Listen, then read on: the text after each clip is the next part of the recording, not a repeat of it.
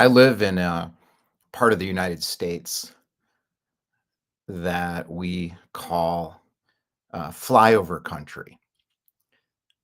However, the part of flyover country that I live in is also cool. And because it's cool, we have a claim to something as part of the American story. And it's where I'm from, and it's part of who I am. I didn't want that. I wanted to leave where I am and not live in flyover country, Chicago, and the Chicago region. I felt like I don't belong here. This isn't for me. Where then? New York, DC, San Francisco, LA, no way. Not going to happen. San Francisco, uh, don't have the technology chops. New York, not fast enough. Spent a lot of time in New York, a lot of time in San Francisco, and with a lot of people from San Francisco and a lot of people from New York in business over many years. Uh, and I can fit in, sort of. LA, I've never even been to LA. And I feel more of a heart connection to LA than anywhere else in the United States now. The city I ended up in that I picked was DC, the town, the town. That's what I picked. And I didn't want that. When I hit French soil, I knew I want to be French. I don't remember her name. She did not look like Juliette Binoche, but I thought I was Ethan Hawke on that long train down to the south of Grenoble to Les Deux Alpes. And that was after being in DC for a year. I did not grow up with this stuff. It's not part of my culture or acculturation. It is a story from my story that I created through having adventures, original adventures in places I wanted to be in because I saw it and I said, I'm going over there. I don't want to be over here, Chicago. And then I end up back in Chicago working for my parents, the place I was trying to escape from. How is that possible? How is that just? How could that happen to me? Don't I have what it takes? Didn't I prove myself enough? No one handed me any of this. No one. Didn't I go through enough pain to get to be part of DC, New York, San Francisco, LA, or France? The international life. That's what I decided. I want an international life. I feel like Jimmy Stewart from It's a Wonderful Life. Every time it almost happened, something went wrong, and I ended up right back here. Always in a different neighborhood because I think I've lived in all of them. And I have certainly walked all of them, selling business insurance door to door. When you sell business insurance door to door in your 40s in the city of Chicago, and you go to every neighborhood in the entire city, you get to know the place. My sense of direction is not good, so I cannot reconstruct everywhere I went, but I went everywhere. And that's how I lived when I lived in Paris. I went everywhere. Do not make me your tour guide, though. You will regret it. That happened. She was also very attractive. And then she wondered, or I think her mother wondered, was that fun? That tour of Paris? through all of the strange neighborhoods that no tourist ever goes to, and they said, That was a lot of fun. I don't know what the hell just happened, but we had a really good time with you. See you later." That's a true story as well.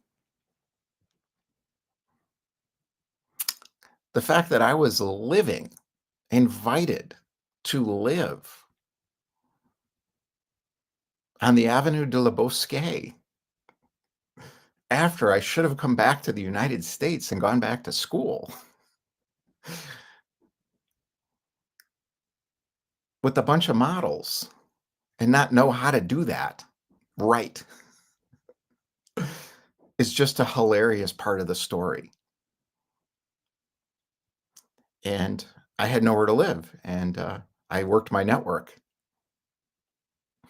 and, I had a hell of a network, and, this one woman said, "My dad bought me a place," where? Well, it's in the 6th on the right bank. I think it's the 6th. I can never remember the details of these things, but it's on Avenue de la Bosquet, and, "I got an extra room if you wanna rent it out."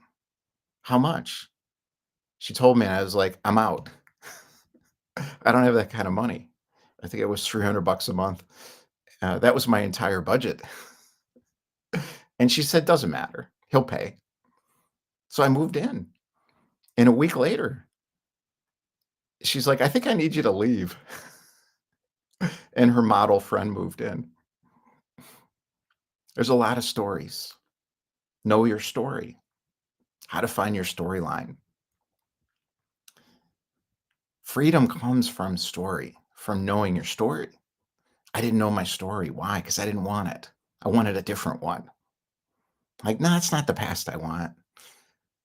Now I love my past. I fell in love with my past. That's how you fall in love with yourself. Fall in love with your past. You'll fall in love with yourself.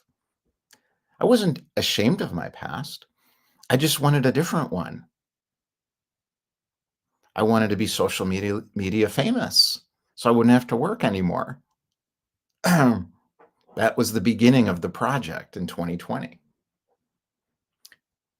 How do I build a signature offer too good to ignore, oversubscribe it, and create a scalable group coaching model based on my own signature event to become financially independent of the vagaries of change in the economy? That's what I wanted, and I went after it. Where does the story begin? At the beginning. And I thought, where does my story begin? I ran away from home when I was 7. That's the opening line. It's not "Call me Ishmael." It's not, I am a I can never remember the data.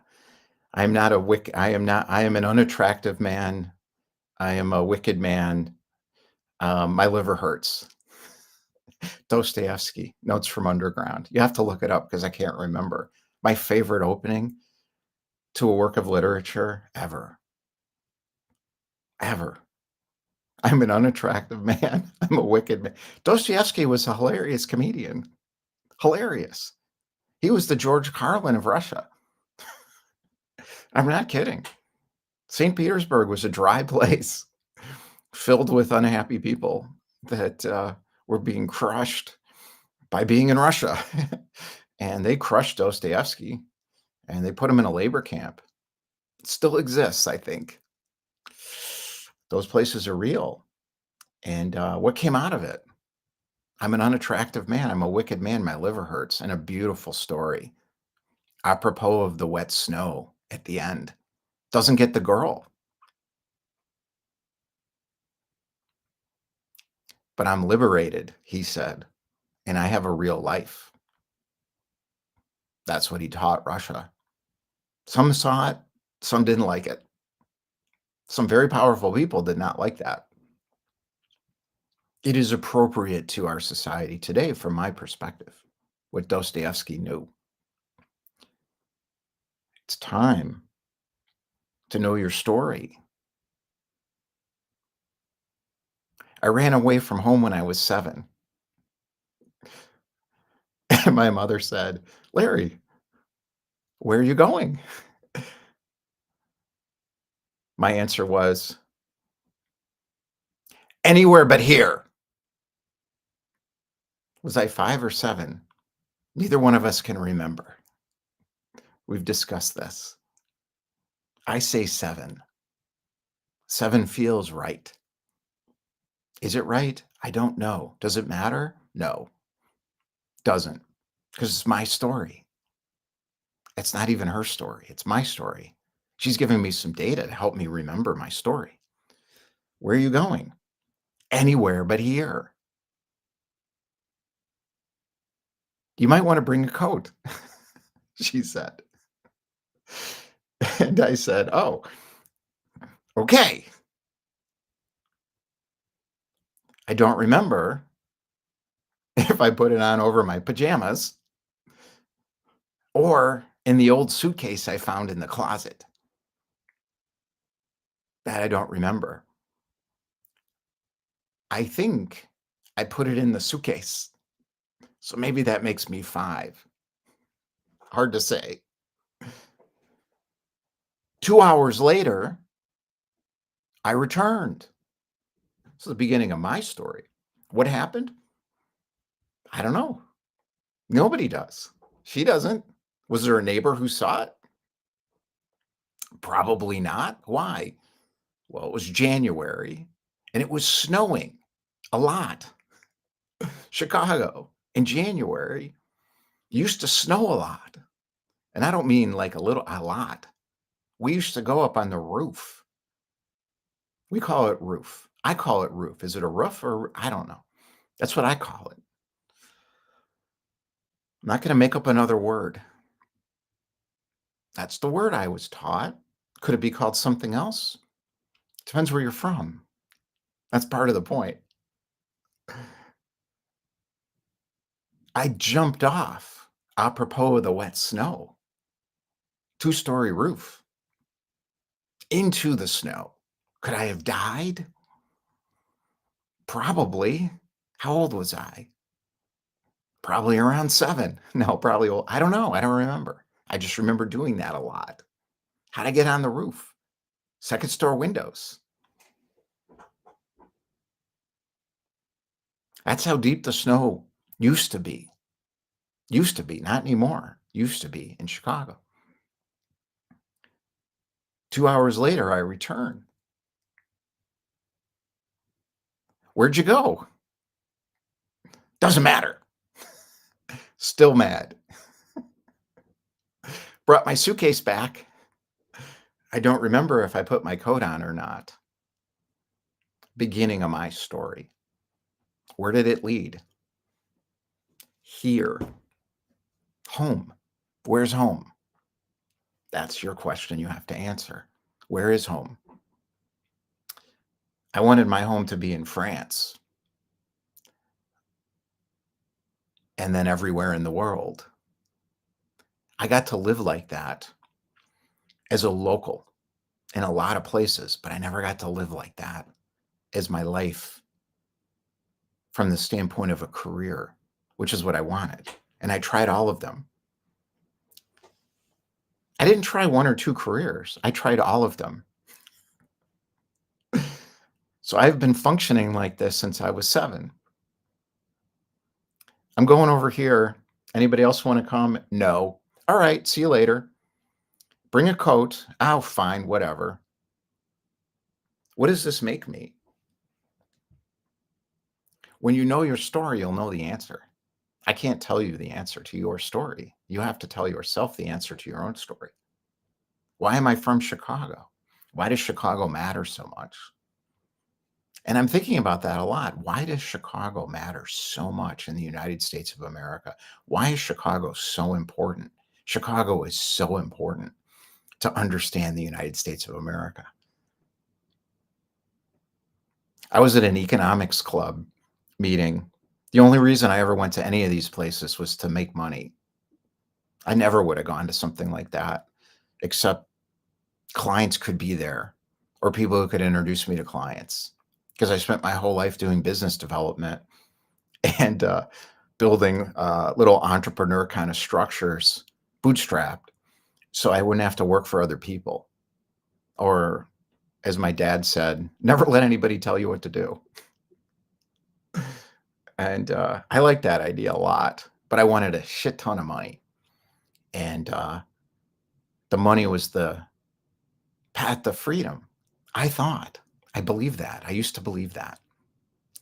Now I understand how it really works. I know prosperity. I know the difference between prosperity and wealth. Getting there is your work. That's part of the story. What's your story? Into prosperity.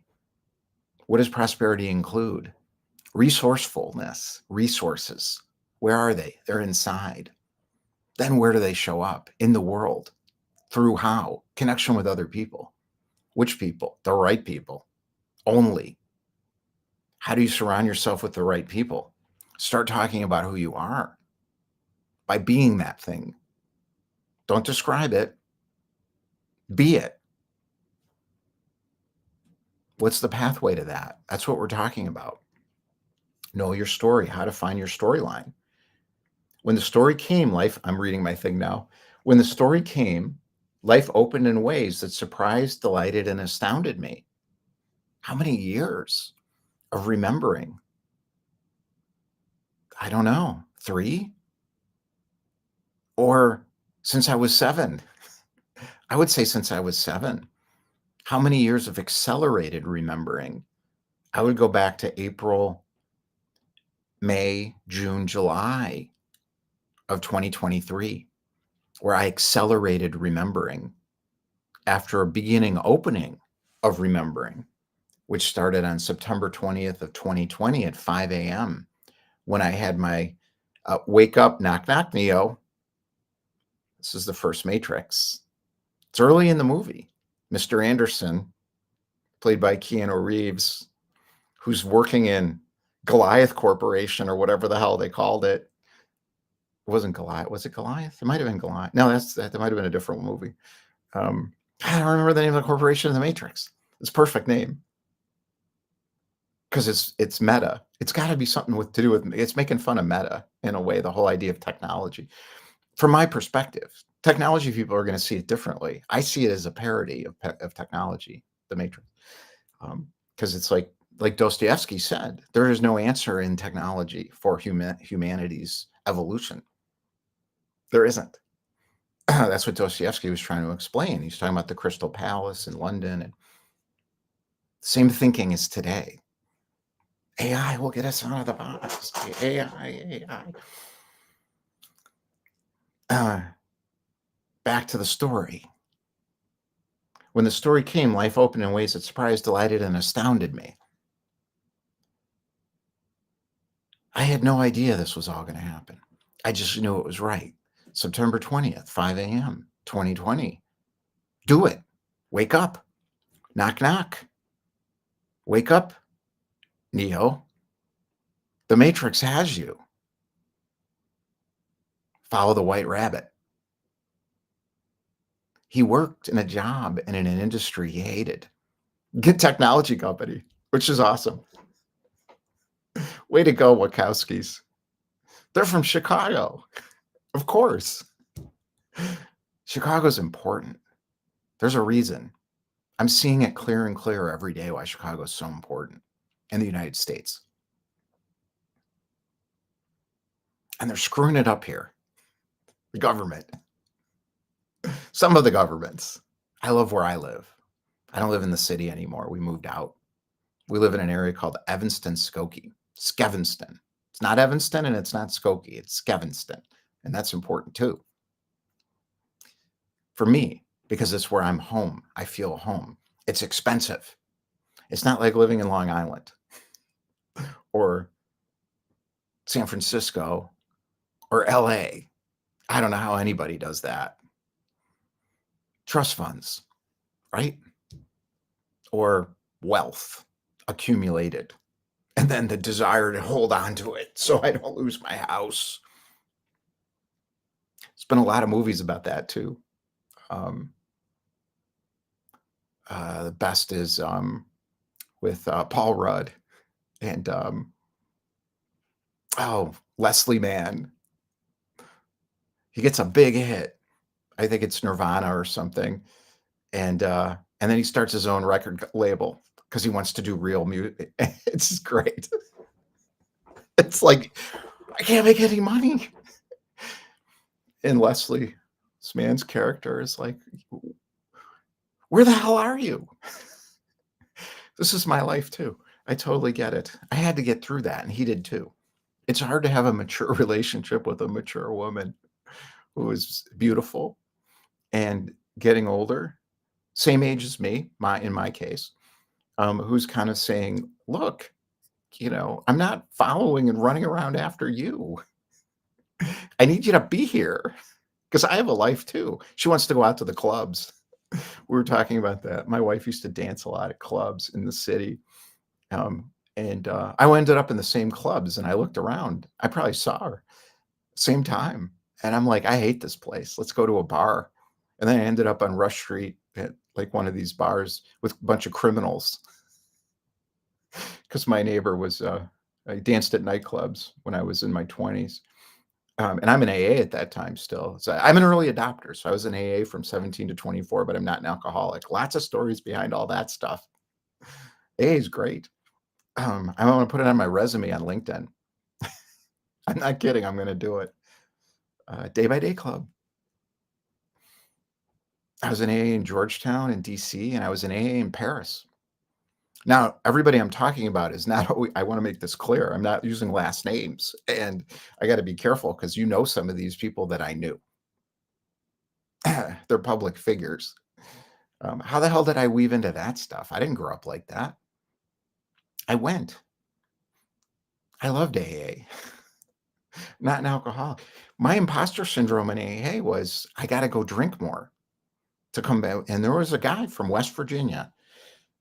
He was a boiler maker, and he worked with, he didn't work with sheet metal. There was a sheet metal worker who worked on the Deep Tunnel Project in the city of Chicago. Who talked about how stupid the city of Chicago people are every day.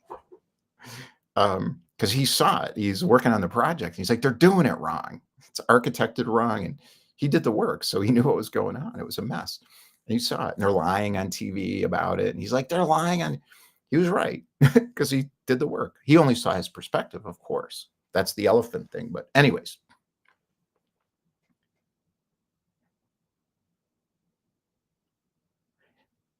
The process is simple. Start conversations from the vantage point of your own story. Just try it. You will feel afraid. It's fine. Just tell people the truth. Pull down the veil. Do it in private first if that's what you need, but just be careful because you will have advice projected onto you. The opinion projectors are dangerous and they're everywhere. Journey inside and bring out what you find. It's a process. Then keep this going until cracks in the door open. I'm going to read this again. Knowing who you are, why you matter, and what you're here for changes the game for entrepreneurs, coaches, and service providers. How do you be an original in a society of people who are marketing everything? And not knowing how to start a conversation because they have a hidden agenda. Not knowing or having journeyed inside enough, and they don't know their own story. And not bringing out what they find. Keep this going in your market. You'll find your right market. And then cracks in the door will open, and you will never, never, never need to prospect, market, sell ever again. I know this is true. It's a choice. In week 4 on the red pill pathway, our awareness and attention turns inside the story and then outside to the marketplace of your desire. What is the marketplace of my desire? Global impact, global. Hundreds of millions of people around the world. Original entrepreneurs.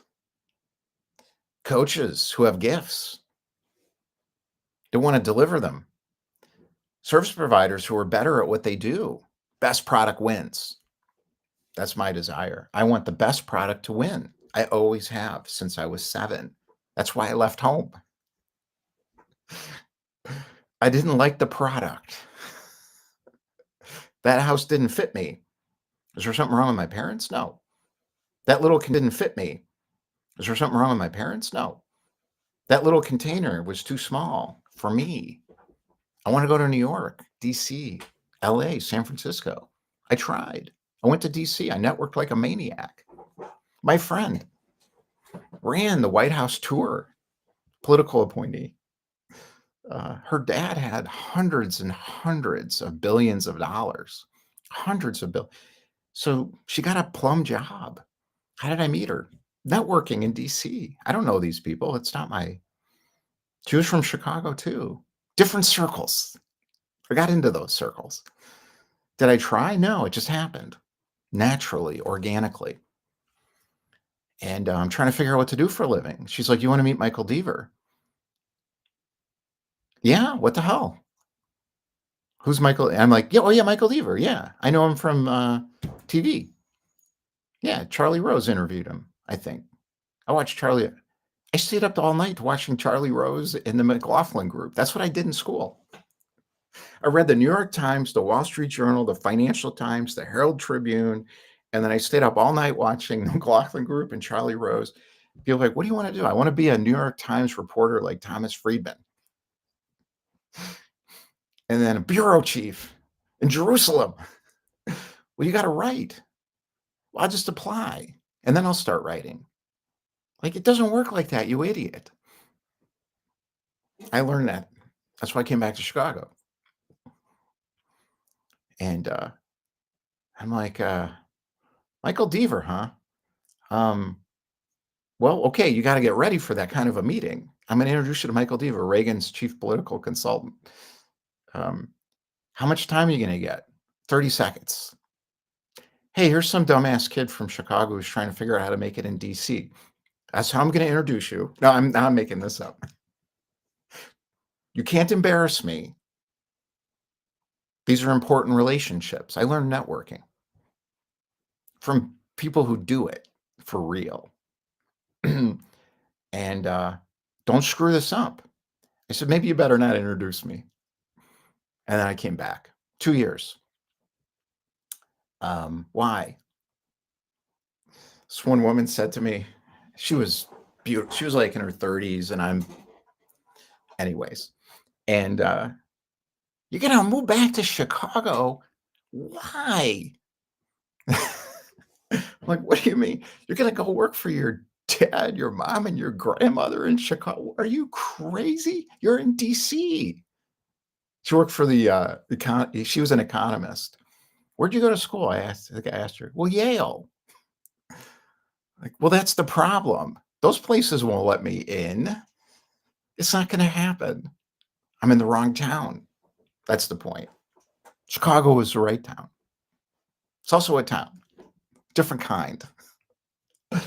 And she said, good luck to you. Like, boy, that's rough. You failed. That's part of knowing your story, is knowing when it's time to leave. 2 years. 2 years. And someone else told me, Larry, you're not a Burson person. What the hell's a Burson person? Burson Marsteller is a PR firm of some sort. Back then, it was a big deal. Booz, Burson. And I've been trying to interview in these places, and people are like, you're not a Burson person. What's a Burson person? Think about it. My other alternatives, go to Japan and teach English. I applied. I was rejected. I worked for a group called the Japan America Student Exchange as a intern. I don't remember if they paid me or not. They love not paying interns because they're rich kids' so they don't have to pay them. It's a resume padding system. That's what DC is like. I watched the resume pad in close up. I know how it works, folks. So